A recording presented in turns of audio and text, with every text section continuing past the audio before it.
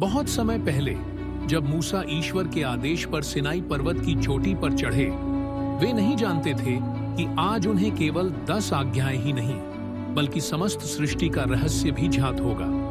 जैसे ही मूसा पर्वत की ऊंचाई पर पहुंचे, बादलों की गड़गड़ाहट हुई, बिजली चमकी और ईश्वर का तेजस्वी प्रकाश मूसा के सामने प्रकट हुआ।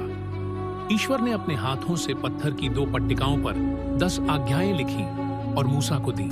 मूसा श्रद्धा से झुक गए। फिर ईश्वर ने अपनी वाणी में सृष्टि की अद्भुत कहानी सुनानी शुरू की। कैसे उन्होंने अंधकार से प्रकाश बनाया, आकाश, पृथ्वी और जीवन रचा। पहले दिन ईश्वर ने कहा, प्रकाश हो, और अंधकार पराजित हो गया।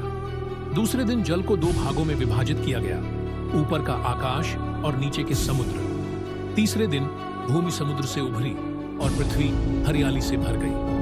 चौथे दिन सूर्य को दिन के लिए, चंद्रमा को रात के लिए और सितारों को आकाश में चमकने के लिए रचा गया। 5वें दिन समुद्रों में मछलियां तैरने लगी और आकाश में पक्षी उड़ने लगे। छठे दिन पृथ्वी पर पशु पक्षी रचे गए और फिर ईश्वर ने अपनी छवि में मानव को बनाया। 7वें दिन ईश्वर ने अपनी संपूर्ण सृष्टि को देखा और वह अत्यंत सुंदर थी, इसलिए उन्होंने विश्राम किया और दिन को पवित्र ठहराया।